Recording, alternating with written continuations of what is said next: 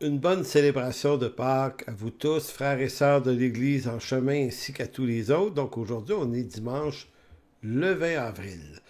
Donc ce matin, l'Église en chemin, on a tenu notre célébration à notre lieu de culte à Laval. C'était notre première célébration avec les membres de l'Église baptiste roumaine également.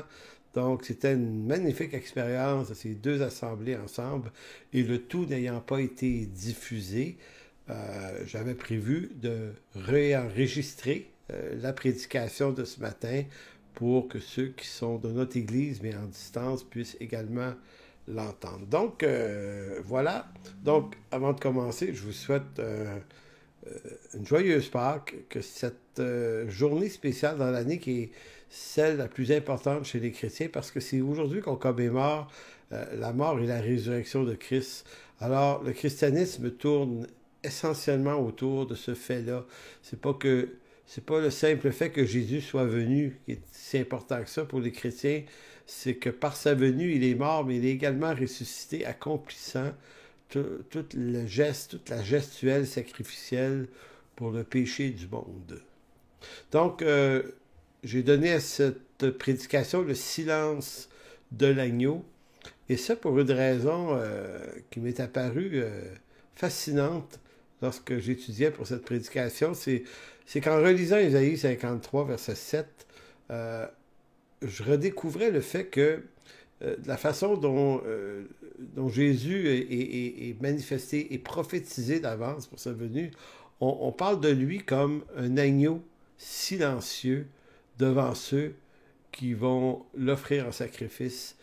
Et c'est intéressant, ça, son silence ici, parce que comme je vais le dire vers la conclusion, nous, dans le monde des humains, c'est à force de bruit qu'on se fait remarquer et qu'on fait arriver les choses.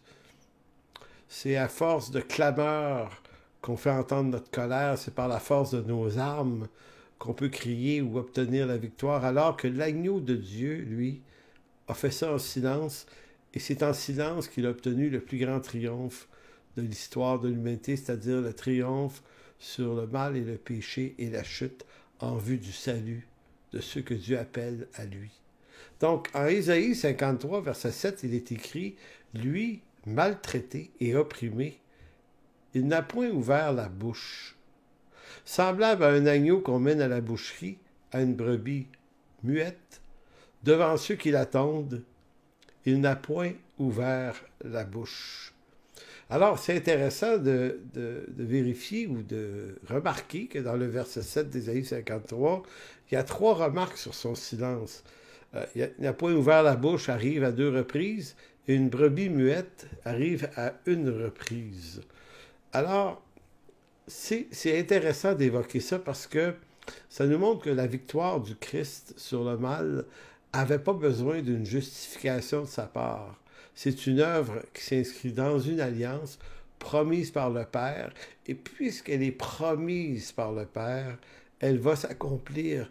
Donc, le Seigneur Jésus n'avait pas besoin d'ouvrir la bouche pour rendre le tout efficace. Vous savez, dans l'Évangile de Jean, chapitre 19, lorsque Jésus comparaît devant Pilate, si vous connaissez un peu l'histoire, Jésus ne parle pas, effectivement. Et on voit ici là, une réponse à Ésaïe 53. Donc, il y a une discussion qui s'enclenche. Et au verset 8 de Jean 19, quand Pilate entendu cette parole, sa frayeur augmenta, il rentra dans le prétoire et dit à Jésus, « Mais d'où es-tu? » Mais Jésus ne lui donna point de réponse. Pilate lui dit, « Est-ce à moi que tu ne parles pas? Ne sais-tu pas que j'ai le pouvoir de te crucifier et que j'ai le pouvoir de te relâcher? » Jésus répondit, « Tu n'aurais sur moi aucun pouvoir s'il ne t'avait été donné d'en haut. C'est pourquoi celui qui me livre à toi commet un plus grand péché. » Donc, remarquez ici dans Jean 19 qu'effectivement, quand Pilate demande à Jésus la raison de son existence, Jésus ne répond point. Le seul moment où il va parler, au verset 11, c'est quand Pilate lui fait dire qu'il a le pouvoir de vie ou de mort sur lui.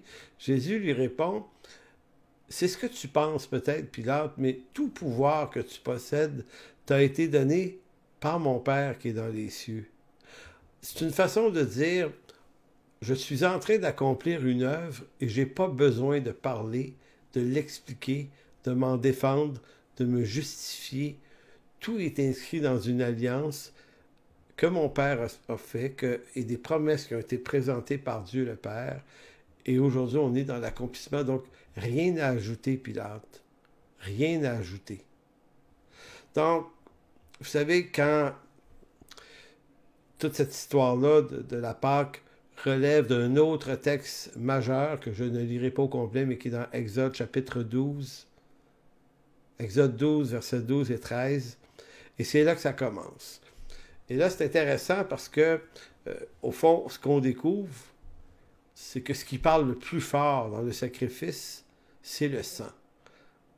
De la manière dont on doit comprendre l'alliance qui nous sauve en Jésus-Christ, quand on parle d'une alliance, on parle d'un contrat. Et ce contrat-là avait déjà été prononcé par Dieu à Abraham en Genèse 15. Il y avait eu une alliance. Je ne vous lirai pas le texte de Genèse 15, mais c'est quand même dans ce texte, dans ce chapitre, où il est question d'une alliance par laquelle Dieu va sauver la descendance d'Abraham. Et quand on parle d'une alliance, on parle d'un contrat, et on pourrait dire en quelque sorte que ce contrat-là va être mis à jour dans sa totalité par la mort et la résurrection de Christ. Et c'est pour ça que dans le christianisme, on parle beaucoup du sang de Christ. Et quelle est l'importance de ce sang? On pourrait considérer que le sang de Christ est en quelque sorte comme l'encre avec lequel Dieu signe cette alliance. Maintenant, dans Exode chapitre 12, ce qu'il faut remarquer, c'est que le sang est le signe. Et le signe. Donc, je lis Exode 12, versets 12 et 13, qui dit « Cette nuit-là, je passerai dans le pays d'Égypte, et je frapperai tous les premiers-nés du pays d'Égypte, depuis les hommes jusqu'aux animaux, et j'exercerai des jugements contre tous les dieux d'Égypte. Je suis l'Éternel. Le sang vous servira de signe sur les maisons où vous serez. Je verrai le sang et je passerai par-dessus vous. Il n'y aura point de plaie qui vous détruise quand je frapperai le pays d'Égypte. » Donc, vous voyez au verset 13, je verrai le sang sur les linteaux des portes de vos maisons, donc les cadres. Et là où je verrai le sang, je passerai outre, d'où le fait que les anglophones appellent Pâques le Passover, passer par-dessus. C'est intéressant cette histoire-là, parce que c'est elle qui nous montre comment fonctionne la rédemption. C'est-à-dire que c'est avant tout une affaire de sang. Bon, voyez-vous l'affaire? Quand on regarde, quand on est chrétien, on apprend par l'enseignement doctrinal que on a été lavé de nos fautes par le sang du Christ qui a coulé pour nous, à la manière sacrificielle vous savez, dans toute la sacrificature aaronique où on offrait des agneaux à chaque année. On répétait l'expérience d'année en année. Et Jésus-Christ est présenté comme l'agneau de Dieu, c'est-à-dire le dernier agneau. Si les autres agneaux avaient une portée d'un an dans leur efficacité, puis en réalité n'avaient aucune efficacité sinon d'être le symbole du seul vrai sacrifice qui serait efficace, ce serait celui du Christ, eh bien, tout devient une simple affaire de sang. Donc, la qualité du sang de l'Alliance entre Jésus-Christ est le point central du christianisme. Il faut comprendre que ce que veut d'abord et avant tout dire marcher par la foi. Tu sais, parce qu'on dit un croyant, c'est quelqu'un qui marche par la foi. Mais marcher par la foi signifie marcher dans la foi que le sang de Christ est suffisant pour me laver, pour te laver de tes fautes aussi. Maintenant, le dilemme qu'on a avec ça, on est capable de dire, ben oui, je fais confiance à Dieu, oui, je crois que son sang m'a lavé, oui, je crois que son sacrifice est suffisant, mais en même temps qu'on est sûr de cela, en même temps, on n'est pas aussi sûr de nous-mêmes. Qui de vous est à la hauteur spirituelle des attentes que l'Écriture propose dans notre marche avec lui, notre marche d'obéissance, notre marche de foi. Donc, qui est à la hauteur? Qui est à la hauteur? Qui arrive? Ce matin, à l'église, je fais lever la main des gens. J'ai dit, qui veut lever sa main? Qui est à la hauteur? Personne n'a levé sa main. Et lorsque j'ai posé la deuxième question, qui est très, très conscient de vraiment pas être à la hauteur? Eh bien, tous, on a levé la main. Parce que c'est ça, notre réalité. Ma vie de prière, peut-être que vous vous dites, moi, ma vie de prière n'est pas ce qu'elle devrait être. Ma vie d'étude de l'Écriture, ma connaissance de Dieu, c'est vraiment loin du but que je m'étais fixé. Je suis un chrétien, je connais l'Évangile du salut, et pourtant, ça fait des mois que je n'ai pas témoigné de ma foi à personne. Peut-être même que pour certains, ça fait des années que vous n'avez pas évangélisé.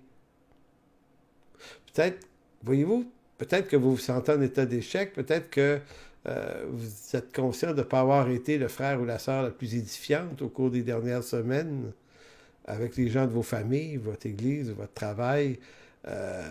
Donc, voyez-vous, on est en continuelle relation avec nous-mêmes et avec notre complète insuffisance.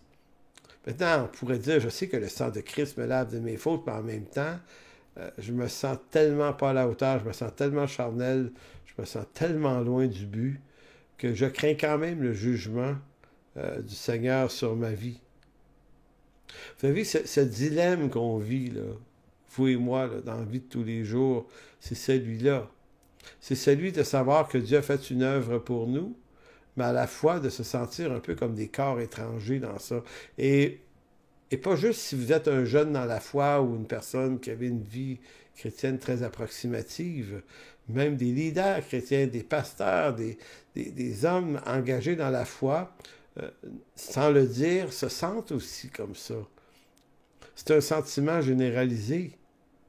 Vous savez, ce même dilemme qu'on a se posait sans doute aux Israélites. Donc, si on se retransporte en Égypte, au moment de cette journée de Pâques, et je m'inspire un peu d'une prédication de Don Carson qui faisait, dans une prédication justement, qui portait cette image de deux hommes, deux Hébreux qui se seraient rencontrés la journée même où allait avoir lieu le sacrifice de Pâques le soir, parce que ce qui avait été demandé par Dieu à Moïse et Moïse au peuple, c'est, bon, mais ce soir, vous allez prendre une brebis, une par famille, une par maison, et ce soir, vous allez l'immoler. Et vous allez prendre le sang, vous allez le répandre sur les cadres de porte de vos maisons, et vous allez, vous, rester à l'intérieur de votre maison, et vous allez manger la Pâque, manger, vous allez le faire cuire l'agneau, vous allez en manger la viande, et tout ce qui restera, vous allez le finir au feu, vous allez le brûler complètement. Donc ça, c'est un acte que tout le monde est capable de faire. Ça ne nécessite aucune foi. Tout ce qui est nécessaire, c'est d'être capable d'apprêter un agneau. Pas très compliqué comme exigence. Donc, vous imaginez deux voisins hébreux qui, quelques heures avant le sacrifice, se rencontrent dehors devant leur maison puis se disent, un dit à l'autre, écoute, toi, t'es pas un peu nerveux là, par rapport à ce qui s'en vient ce soir, là, t'en penses quoi, toi, de ça? L'autre de lui répondre, ah, ben moi, je suis rempli d'assurance. Tu sais, il y a des gens comme ça là, qui ont la foi que Dieu a parlé, Dieu a dit, ça va marcher. Donc, celui-ci dirait, ben non, moi, regarde, moi, ma femme, mes enfants, on est prêts, on a l'agneau, tout est là, et on va faire ce que Dieu a dit par la bouche de Moïse, puis on va mettre le sang sur les linteaux de la porte, et puis zéro inquiétude, là, nous autres, là. Et lui dirait à l'autre qui s'inquiète, mais toi, tu t'inquiètes. Pourquoi tu t'inquiètes? Ah, tu sais, moi, ma vie, c'est pas effrayant. Ouais, tu sais, aujourd'hui, ce matin, en me levant, la journée a mal commencé, je me suis engueulé avec ma femme. Ça va pas bien en ce moment dans la famille. Notre fils, notre aîné, justement, là, va pas bien. Puis vous savez que Dieu avait dit, vous allez mettre le sang sur les linteaux. Puis il dit, l'ange destructeur va passer, puis il va tuer, il va mettre à mort les aînés de chaque famille. Bon, ben regarde, moi, mon aîné, il va vraiment pas bien, là. J'ai peur pour lui. Et lui de dire à l'autre, moi, j'en ai juste un fils, s'il meurt, je n'en ai plus, mais toi, t'es chanceux, t'as 3 garçons. Si tu en perds un, il t'en reste deux autres. Alors l'autre a dit, non, non, regarde, non, c'est pas ça, là. Il dit, moi, il va rien arriver de ça. Il dit, tu vas-tu mettre, toi, tu vas-tu mettre le sang? Donc celui qui avait peur dit, ah oui, oui, ben bon, j'ai peur un peu. Oh, oui, on a le brebis aussi, nous aussi, on va, ben oui, on va le faire, là. On va faire comme tout le monde, mais tu sais, on n'est pas certain que ça marche parce qu'on se sent pas, on se sent pas à la hauteur. Vous savez, c'est ce genre de dilemme-là, de doute qu'on peut entretenir si facilement, c'est tout à fait humain parce qu'on sait bien que dans nos vies, tout est pas, tout est loin d'être parfait. Et bien souvent, on regarde l'œuvre de Dieu qui est faite pour nous, puis on y adhère, mais en même temps, on regarde tout autant à soi-même, à ses erreurs, à ses bêtises. Et là, on finit par loger un peu entre les deux endroits. Donc, en réalité, si on reprend l'exemple de ces deux pères hébreux-là, l'un qui redoute l'événement, l'autre qui est rempli de certitude, si on posait la question, qu'est-ce qui va se passer? Lequel des deux, les fils vont survivre, ou le fils va survivre? En fait, les deux. La question n'est pas comment on se sent. C'est pas de quel bord on s'est levé le matin, si ça va bien, si on est en forme, si on a beaucoup, plus ou moins de bêtises. La question était simple. Dieu dit, quand je vais voir le sang, je vais passer outre. Sans rapport avec qui est dans la maison, qu'est-ce qui s'est passé ce matin ou cet après-midi? Est-ce que je suis très spirituel ou pas très spirituel? Non, non. Dieu a simplement dit, je vais voir le sang et je vais passer outre. Et pour nous, cet élément-là de la promesse est de la plus haute importance parce que ce que ça montre, c'est que Dieu regarde simplement à l'obéissance de ceux qui vont poser l'acte de foi de mettre le sang. Non pas à leur réussite spirituelle, ni à leur bonheur spirituel, ni à leur grand plan spirituel, ni à savoir s'ils sont très performants spirituellement, mais simplement s'ils sont couverts par le sang. Maintenant, ce que l'Écriture dit, c'est que quiconque a mis sa confiance en Jésus-Christ est recouvert, lavé par le sang. Ça ne dit pas qui est performant, qui le mérite, mais c'est donné à qui le mérite pas. C'est une grâce. Donc, peut-être qu'on ne se sent pas à la hauteur, qu'on ne se sent pas digne, mais ça n'a aucune importance. Ce qui importe, l'atout le plus important dans cette affaire-là, c'est que Jésus-Christ, par son sang, nous rend méritants de son œuvre. Donc, c'est pourquoi, si je répète ce verset, le verset 12 et 13, « Je suis l'Éternel, le sang vous servira de signe. Sur les maisons où vous serez, je verrai le sang et je passerai par-dessus. Il n'y aura point de plaie qui vous détruise quand je frapperai la maison d'Égypte. » Et c'est la même chose pour nous. Un jour, ce monde va être frappé par un jugement final. Et si on est encore vivant, on ne sera pas détruit par ce jugement. Pas parce qu'on est bon, pas parce qu'on réussit, puis pas parce qu'on est parfait, mais parce que en Jésus-Christ, son sang nous lave de tout péché. Donc lorsque le Père nous regarde, qu'est-ce qu'il voit sur nous? Il voit le sang. Donc, c'est la même chose pour vous et moi aujourd'hui, en cette journée de Pâques. L'efficacité du sang de Jésus qui nous lave et nous pardonne ne dépend pas de notre degré de certitude, de spiritualité, mais dépend simplement du fait que vous appartenez à Jésus-Christ, que votre vie est cachée avec Christ en Dieu. Ce qu'il y a de particulier dans l'œuvre de Dieu à Pâques est justement que cette œuvre repose sur une alliance. Et c'est de cette alliance-là dont il est question.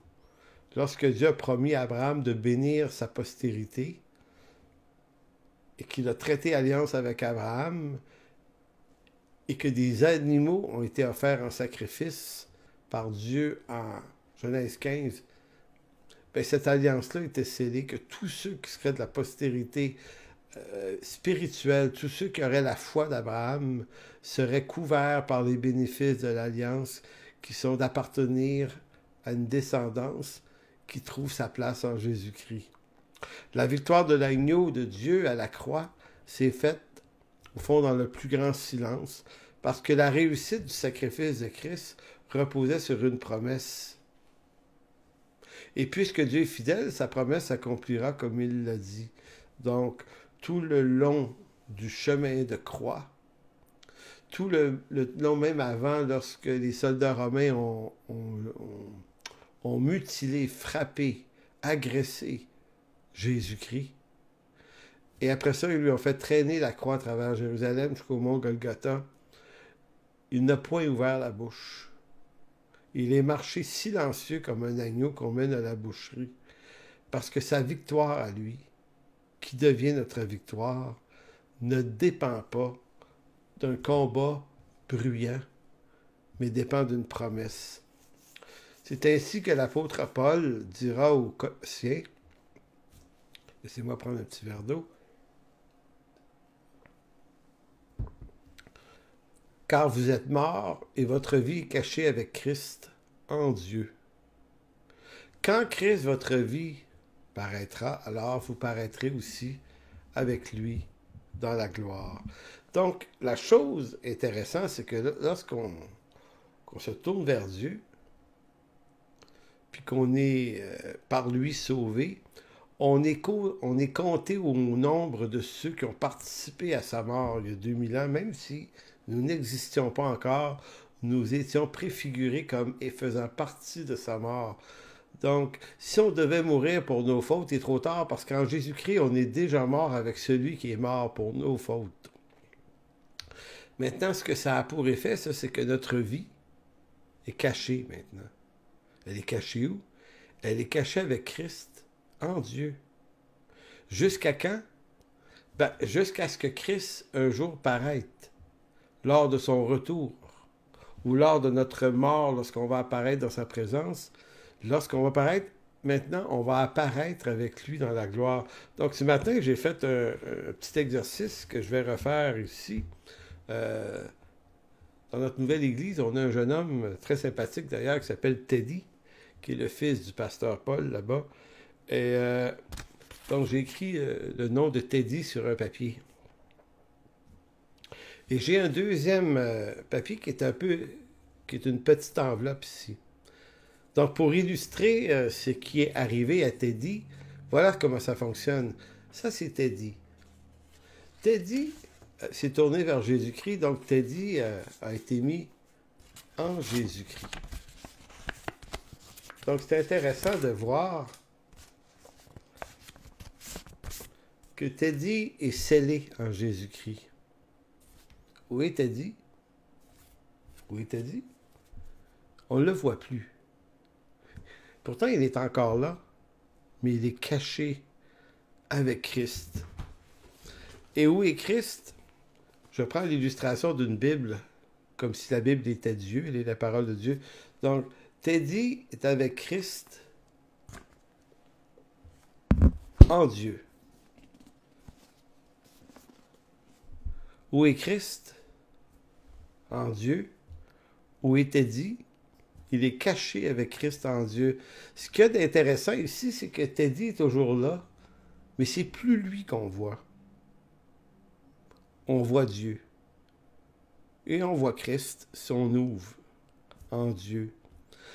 Et ce qui est intéressant, c'est que quand Christ, un jour, donc dans cette vie, on est caché avec Christ en Dieu, et un jour, on va paraître dans sa présence.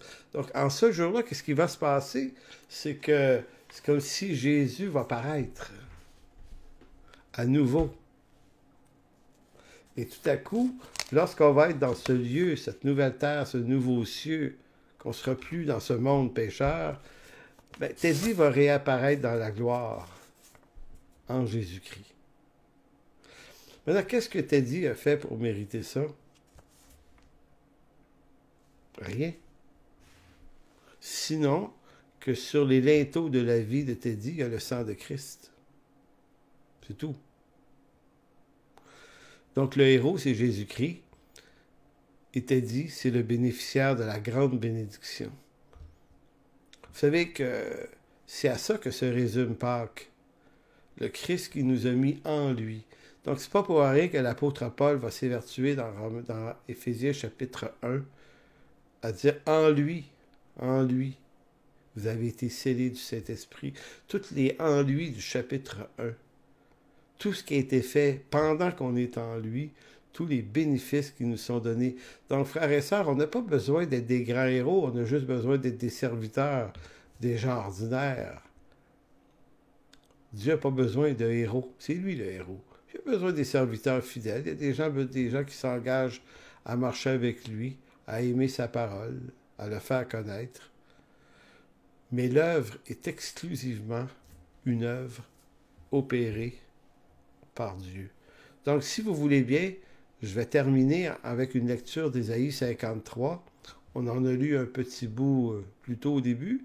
Maintenant, on va lire les versets 6 à 11 pour voir l'étendue plus complète de ce texte. Ésaïe 53, 11 dit « Nous étions tous errants comme des brebis, chacun suivait sa propre voie. Et l'Éternel a fait retomber sur lui l'iniquité de nous tous. Il a été maltraité et opprimé. Il n'a point ouvert la bouche, semblable à un agneau qu'on mène à la boucherie, à une brebis muette devant ceux qui l'attendent. Il n'a point ouvert la bouche. Il a été enlevé par l'angoisse et le châtiment. Et parmi ceux de sa génération, qui a cru qu'il était retranché de la terre vivante et frappé pour les péchés de mon peuple?